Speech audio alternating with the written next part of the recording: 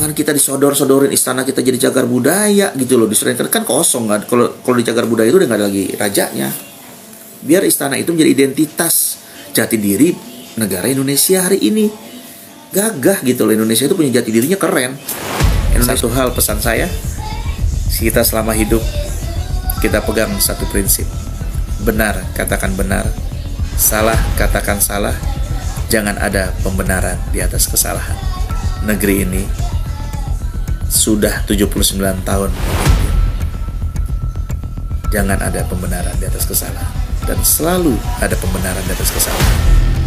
Ini harus kita pegang teguh.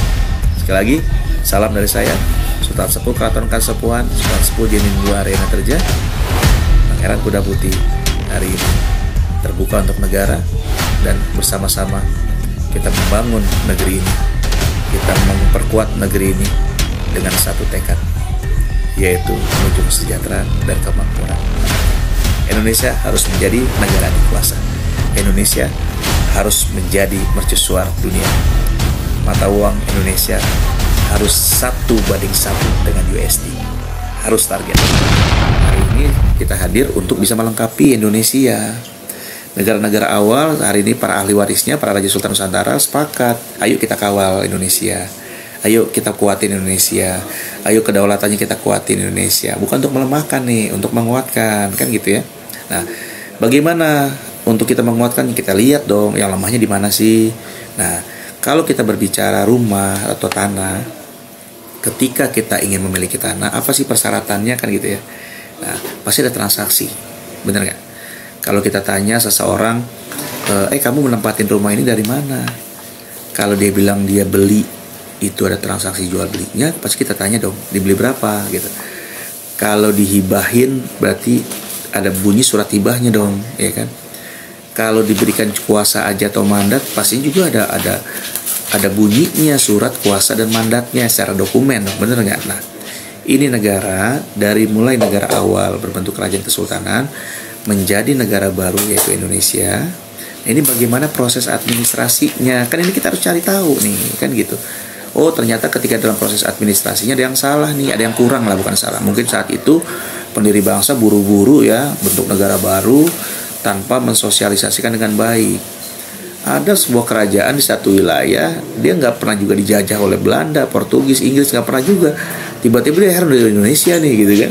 Ada juga begitu, gitu. Nah, ini kan juga berarti nama Indonesia ini dulu itu belum tersosialisasikan oleh Soekarno. Kan Soekarno nggak mungkin jalan satu-satu ke kerajaan, karena di Nusantara kerajaan banyak kan, gitu. Nggak juga datang satu-satu izin lalu membuat surat kuasa bahwa Indonesia ini menjadi Indonesia nih, kan nggak ada juga gitu. Yang berkumpul waktu itu cuma hanya tokoh-tokoh politik perjuangan bagaimana mempercepat gitu kan bahwa ini merdeka jadi nama satu negara. Nah ini kan juga ya mungkin karena itu tadi saya juga nggak nyalahin banget karena mungkin keburu-buru merdeka dari penjajah yang sudah terlalu lama menjajah Nusantara. Saya pikir it's okay. Tetapi ketika kita tahu hari ini ada administrasi yang kurang, maka lengkapin dong, gitu kan, lengkapin dong. Dan dalam konstitusi negara bahwa Indonesia nggak punya tanah, tidak memiliki tanah, hanya menguasai dan mengelola saja, gitu. Ya. Ini harus menjadi pengetahuan buat semuanya. Nah, dengan itu berarti ada pemiliknya, gitu. Nah, lalu ada Undang-Undang UPA 60. UPA 60 ini mengatur status hak pakai, hak guna bangun dan yang lain-lain. Nah, hak guna pakai itu harus diperpanjang per 25 tahun. Aturannya 2 kali perpanjangan harus dikembalikan pada pemilik awal. Itu bunyi undang-undangnya. Lalu di PP 18 2021 hak pakai guna bangun itu 35 tahun gitu. Ya, Bro. Tolong, Bro. 35 tahun. Nah, itu juga sama harus diperpanjang gitu. Nah, kan sangat miris ketika sehari ini kantor-kantor negara termasuk Istana Presiden statusnya masih hak pakai. Itu tadi karena konstitusi mengatakan tidak ada memiliki tanah. Nah, cuma kan disayangkan gitu ketika sekarang menjadi negara Indonesia, kantor-kantor aset istana negara, pejabat negara statusnya menjadi hak pakai, hak guna bangun segala macam gitu. Sampai ke kantor kelurahan yang masih tanah adat gitu. Nah, ini kan harus dibenahin gitu, harus dibenahin. Nah, makanya kita sebagai stakeholder, sebagai pemilik awal, sebagai komisaris ingin memperkuat itu, mengisi lemahnya secara administrasi gitu. Ya. dalam kewenangan ulayat kami punya kekuatan ulayat, karena ulayat kami punya peta rinci, peta wilayah. Di UP 60 jadi diakui sebagai landform ya gitu, alas kepemilikan kita nih. Kalau kita cek ke Balai Harta itu pasti ketemu tuh, atau di Kementerian ATR BPN kalau kita cek histori tanah itu pasti ini kerajaan ini ketemunya, pasti deh. Kenapa? Karena Indonesia ini berdiri atas restunya Kerajaan Nusantara, berawal dari Kerajaan Kesultanan Nusantara nih. Jadi hari ini kalau kami para raja, para sultan berbicara tentang ulayat, meminta hak kami gitu kan, ya seyogyanya kami adalah pemiliknya gitu. Nah, ini ada aturan di ATR BPN, ini ada aturan nih yang UP 60 juga, kalau menggarap 20 tahun boleh hak milik. Ini cuma hanya surat keterangan kepala desa, ini bisa sertifikat loh. Ini salah nih.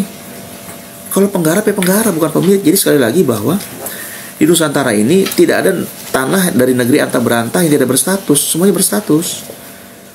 Gitu. Jadi ketika kerajaannya hancur, sultannya mungkin tahtanya belum ditunjuk lagi oleh para ahli waris, ya bukan berarti itu mereka hilang, tapi ahli warisnya ada loh. Jadi nggak ada istilahnya ini yang menjadi permasalahan di regulasi di BPN. Kita menggarap 20 tahun, apalagi PTSL kemarin tuh. Dengar orang yang ngegarap 20 tahun aja nggak ada SPPT, itu bisa sertifikat. Padahal itu tanah kerajaan, tanah kesultanan.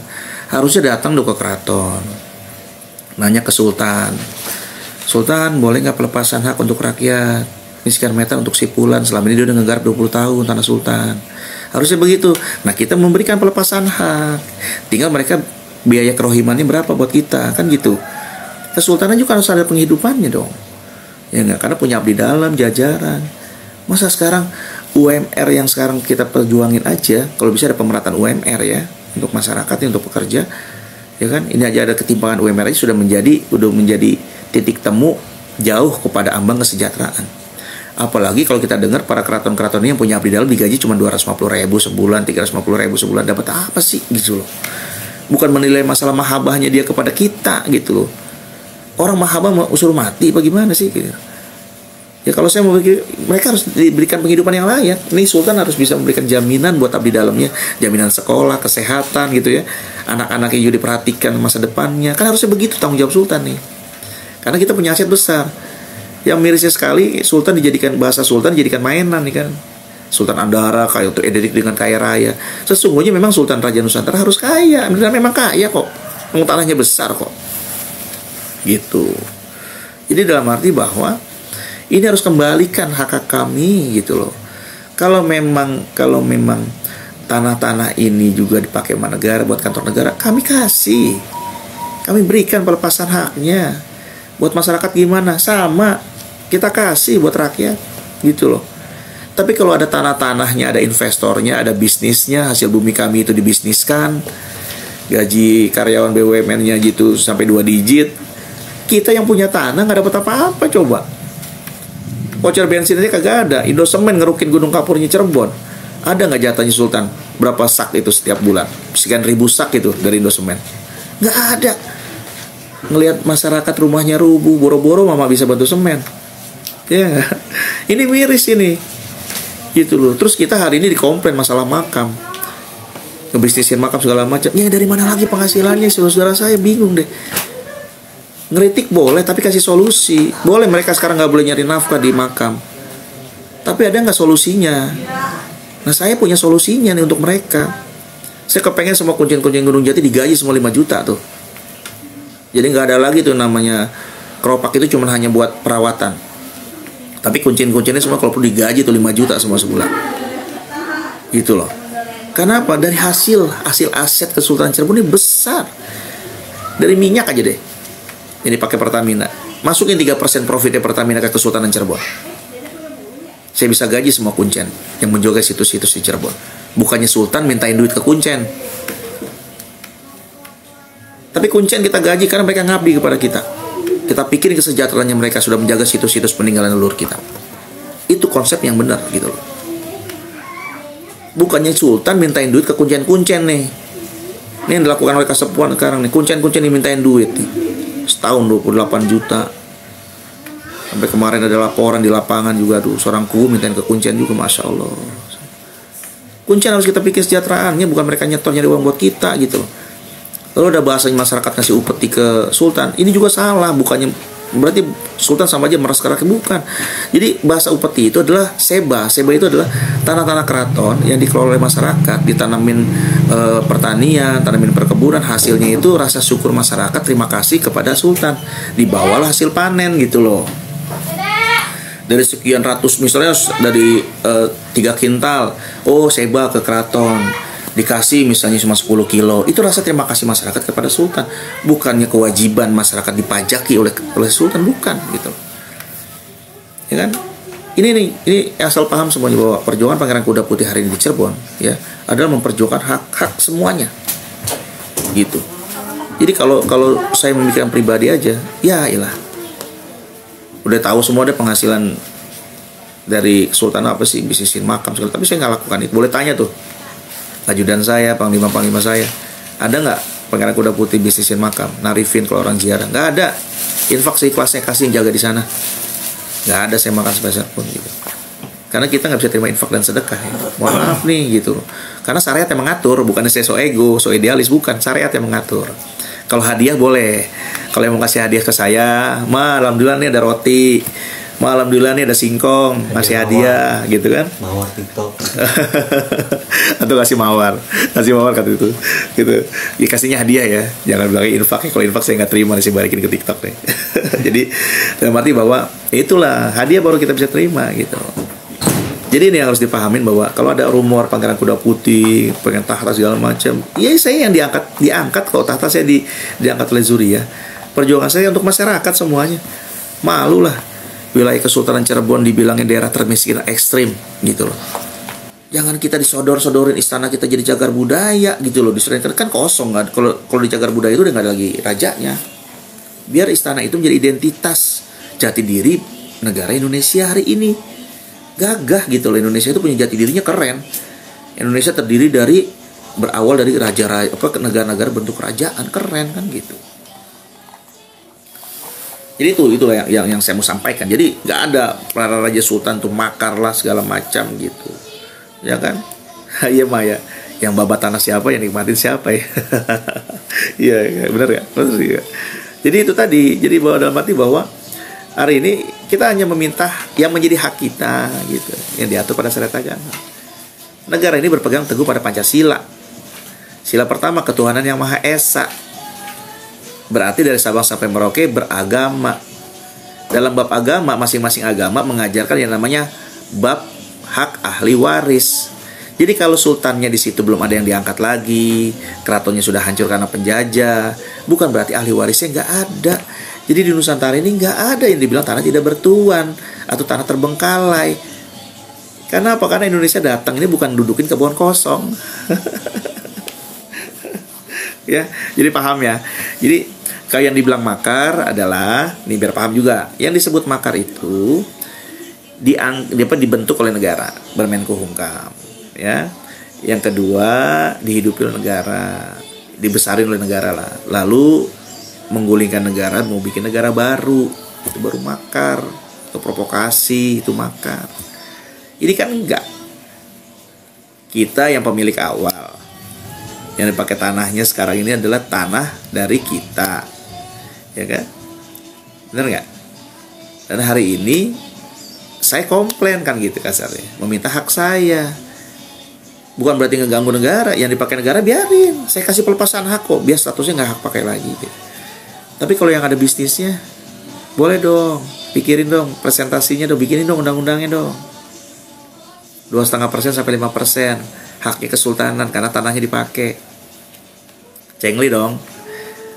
Jangan sampai nggak adil kalau tak Aguan bawa cengli kalau nggak adil ya nggak. Ini kan harus adil kasarnya. Aguan lagi dikritik rame-rame sekarang gitu. Nah itu loh. Cirebon harus kaya. Sekarang kalau CSR-nya Pertamina, ya CSR-nya ya Pertamina khusus lah, ya, atau PLTU itu nggak keluar dari tanah Cirebon Indramayu. Ini kota kaya, nggak ada dibilang termiskin ekstrim.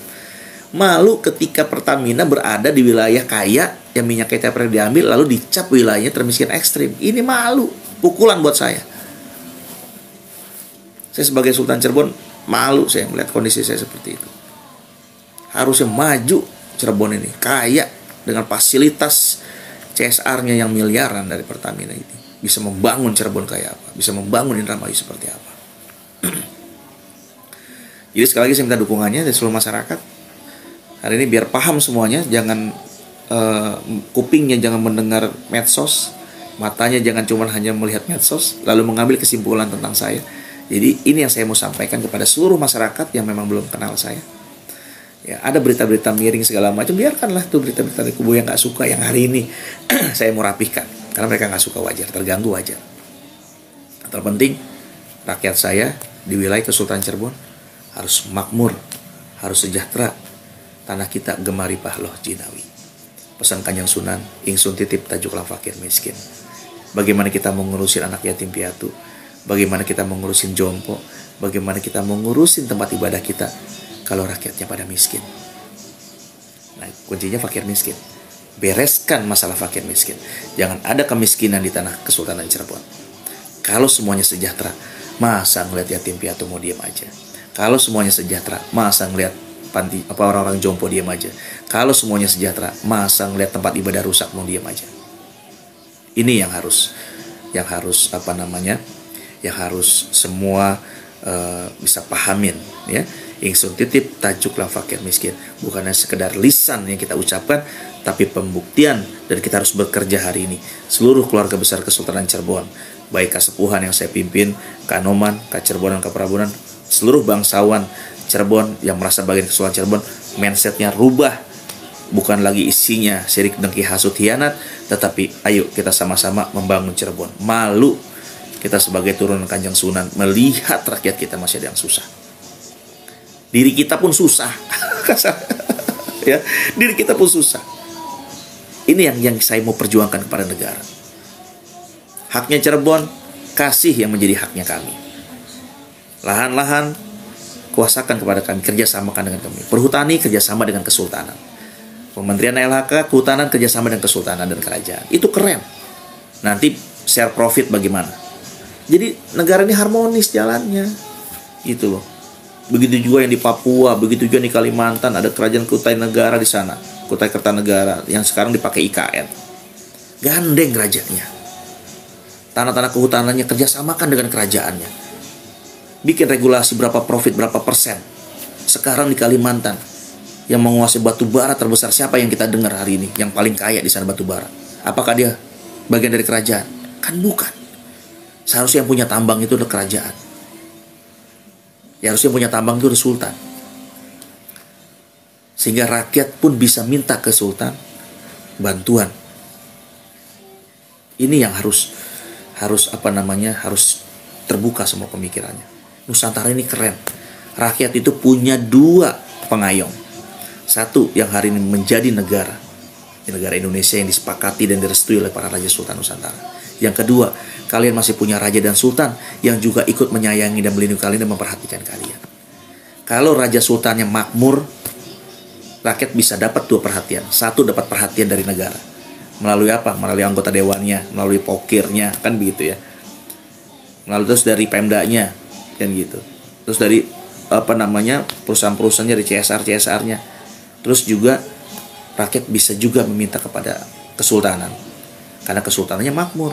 Karena apa? Asetnya sudah kembali. Sudah bisa mendapatkan penghasilan kita.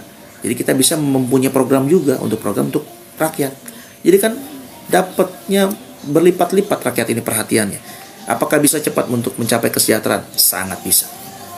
Inilah Nusantara yang kaya, gemah ripah lojinawi. Inilah kelebihan Nusantara.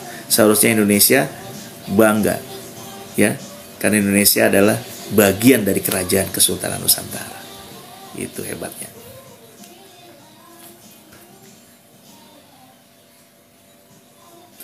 Ya, putra Cirebon, harus dong.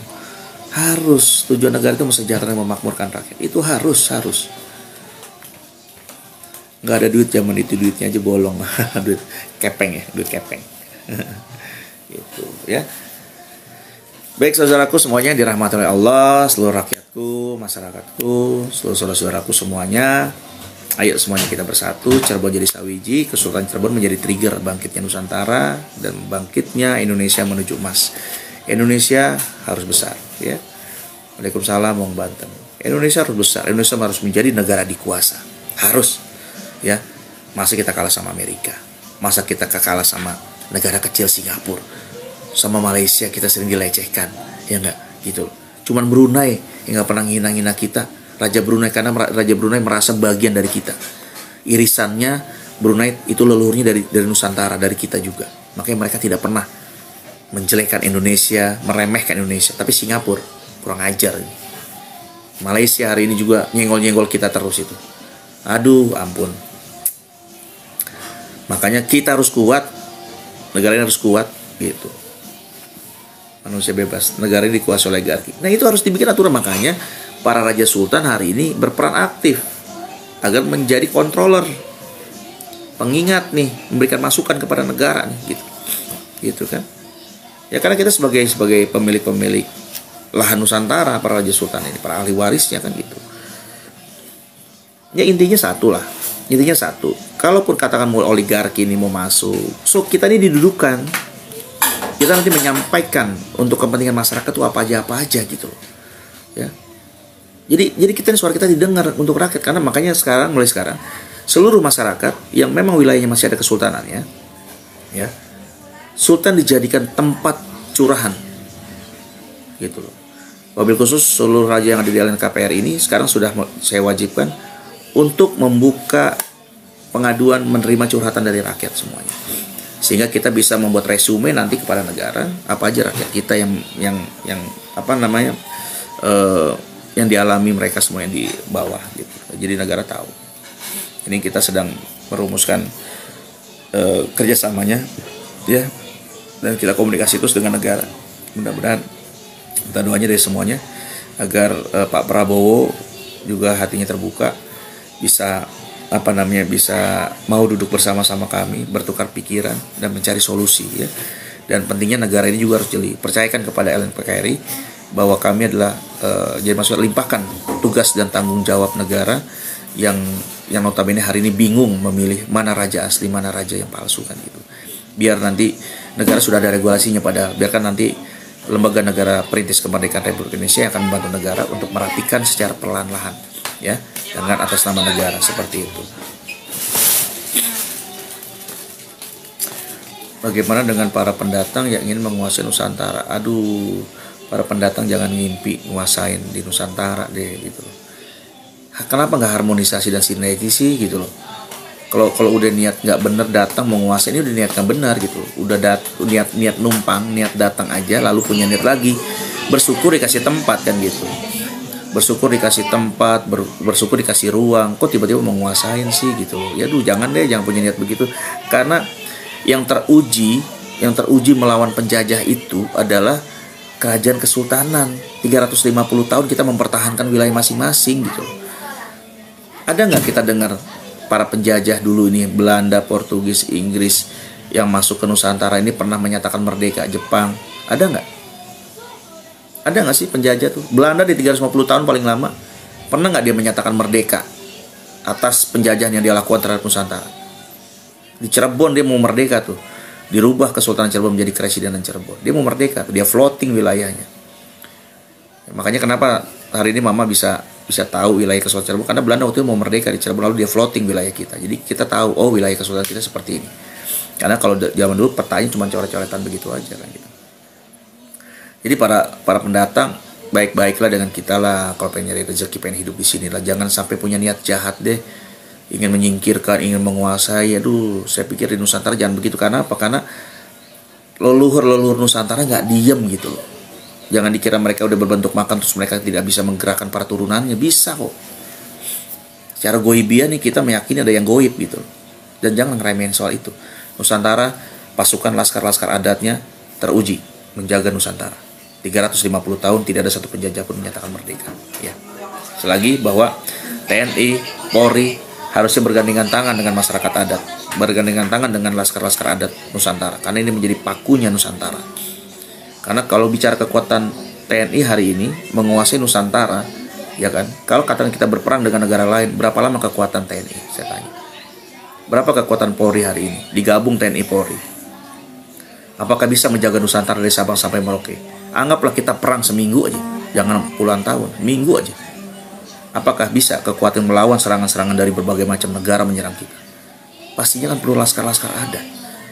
Kalau laskar adat nggak perlu disuruh, udah pasti jaga wilayahnya sendiri. Nggak perlu diminta, dia udah pasti jaga wilayahnya sendiri. Siap mati untuk tanahnya. Mau dia agama Islam, mau dia agama Kristen, mau dia agama Hindu, apapun agamanya. Yang jelas dia pasti akan jaga wilayahnya. Itu konteks bela negara, militan, bagian dari laskar-laskar masyarakat adat Kerajaan Kesultanan Nusantara yang dulu mempertahankan wilayahnya. Jadi jangan pernah meragukan itu gitu, negara yang sekarang. Ya. Ayo gitu loh, kita bikin lebih kuat lagi gitu. Kita bikin kuat lagi negara ini. Berikan edukasi pada masyarakat adat, sejahterakan mereka, hidupkan raja kembali, fungsikan regulasi lagi untuk raja dan sultan agar dia berfungsi di wilayah adatnya masing-masing untuk menjaga masyarakatnya, menjaga wilayah adatnya. Jangan sampai ada satu raja ini dia melepaskan tanahnya. Itu baru keren. Indonesia kuat. Lagian logikanya gini aja. Di mana ada anak raja jual tanah? Pangeran Charles, pernah kita dengar nggak Inggris jual tanah? Di Belanda, Ratu Helmina tuh keluarga-keluarganya, ada nggak kita dengar dia jual tanah? Kalau turunan raja, ya, kalau dia mewarisi akhlaknya Nusantara, akhlaknya kerajaan, nggak mungkin dia jual tanah. Kalau yang dia suka jual tanah, ya di Cirebon nih, yang dengar jual-jual tanah, tanyain turunan apa bukan? Nggak mungkin anak raja jual tanah. Pemikiran yang simple dong, bener nggak?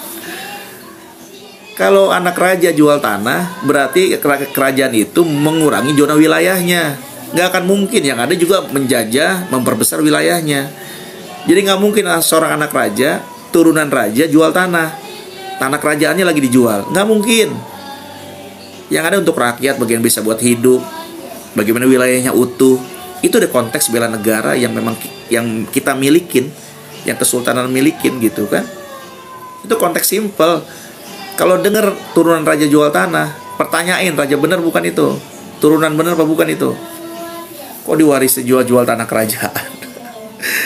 Nah ini yang konteks bela negara ini adalah kami yang jauh-jauh lebih punya untuk itu. Maka dari Sabang sampai Merauke ini aduh, banyak konsep yang pik 2 laut dipager-pagerin. Ini apa sih gitu? Kok teritorial pulau kita di luarnya ada dibuat garis semacam kayak garis pantai yang membatasi pulau aslinya. Lalu nanti akan diisi orang-orang yang memang mumpuni punya uang yang notabene tanda kutip kebanyakan isinya juga bukan dari orang-orang kita nih. Ini apa sih gitu? Pertahanan apa sih gitu? Jadi kita masyarakat adat tidak bisa masuk ke wilayah itu. Karena apa? Karena udah bukan wilayahnya ulayat kita lagi kan, karena di laut yang diuruk. Gak bisa disebut ulayat, tapi itu wilayah lautnya laut kita, masih tetap wilayah ulayat kita sebenarnya. Gitu. Jadi yang ini tadi bahwa konteks bela negara yang hari ini dilakukan oleh masyarakat kita, konteks bela negara mempertahankan wilayahnya. Nah, gitu. Saya harap juga negara harus bisa memandang ini secara jernih, sehingga permasalahan ini ya kan gitu.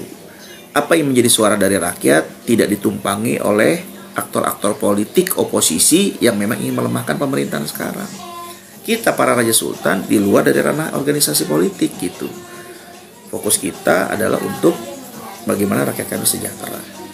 Wilayah kami utuh. Kami bisa mendapatkan hasil dari potensi alam kami untuk kami bisa hidup kesultanan bersama abdi dalam dan rakyat kami.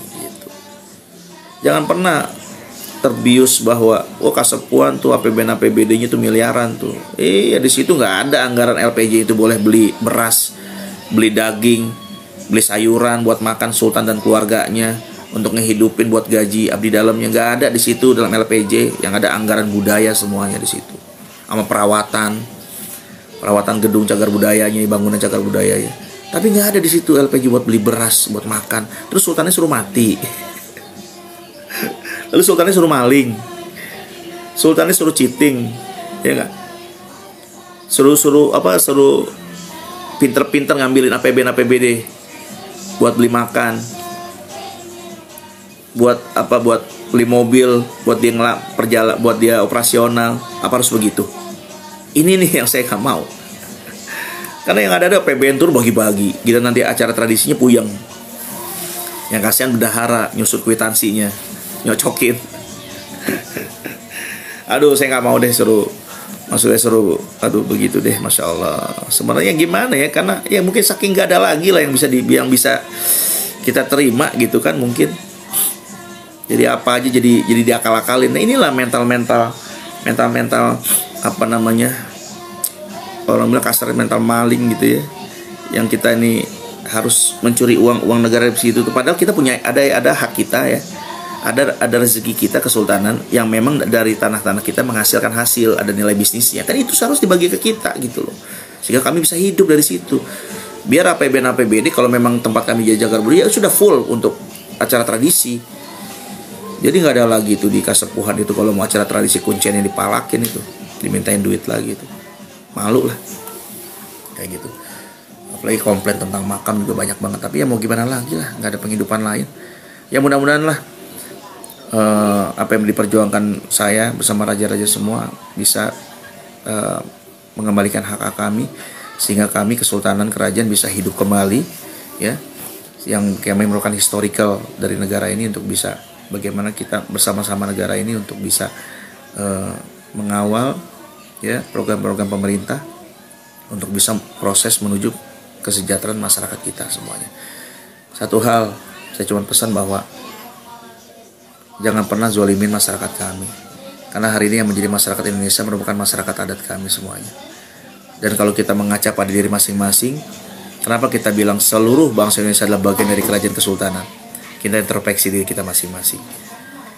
Sampai generasi keberapa yang sudah masuk negara Indonesia? Orang tua saya lahir tahun 48 udah Indonesia. Kakek saya lahir tahun 26. Belum Indonesia. Lalu hari ini kita mau hilangin historical sejarah adanya sebuah kerajaan kesultanan. Berarti kita zolim sama orang tua kita sendiri. Yang kita akuin cuma orang tua yang sudah masuk lahirnya tahun yang udah Indonesia. Bagi mereka yang lahirnya belum Indonesia kita nggak akuin. Sadis nggak? Sadis dong. Nah itu dia. Maka Indonesia jangan pernah menghilangkan kami. Indonesia jangan pernah zolim kepada kami dan rakyat kami. Indonesia jangan pernah kepada Purwadaksi, karena kami yang membesarkan Garuda, karena kami yang membuat Garuda gagah, karena kami yang hari ini pimpinan negara ini dengan bangganya punya wilayah dari Sabang sampai Merauke, yang hari ini pemimpin negara dengan bangganya bahwa Indonesia kaya gemari pahlawan Jinawi. Jadi sekali lagi, Garuda jangan pernah lupa terhadap kami, para Raja Sultan Nusantara dan masyarakat adat Nusantara. Tidak ada disebut perbedaan antara masyarakat biasa dengan masyarakat adat. Tidak ada. Semuanya bagian dari masyarakat adat. Yang hari ini masyarakat Indonesia merupakan masyarakat adat dari kerajaan kesultanan yang dulu pernah ada dan memimpin di Nusantara. Pokoknya itu aja yang saya mau sampaikan. Satu hal pesan saya, kita selama hidup kita pegang satu prinsip. Benar katakan benar, salah katakan salah. Jangan ada pembenaran di atas kesalahan. Negeri ini sudah 79 tahun memimpin. Jangan ada pembenaran di atas kesalahan, dan selalu ada pembenaran di atas kesalahan. Ini harus kita pegang teguh. Sekali lagi, salam dari saya, Sultan Sepuh Keraton Kasepuhan, Sultan Sepuh Jenin II Arena Terja, Pangeran Kuda Putih. Hari ini terbuka untuk negara, dan bersama-sama kita membangun negeri ini. Kita memperkuat negeri ini dengan satu tekad, yaitu menuju kesejahteraan dan kemakmuran rakyat. Indonesia harus menjadi negara adikuasa. Indonesia harus menjadi mercusuar dunia. Mata uang Indonesia harus 1:1 dengan USD. Harus target. Oke? Baik. Saudaraku semuanya, terima kasih yang udah nemenin saya untuk ngobrol. Mungkin nanti insya Allah saya waktu luang lagi, mungkin malam ya, setelah saya nanti, hari ini saya mau ada tamu ya, ada dari masyarakat saya dari Palimanan Barat yang akan silaturahmi ke saya.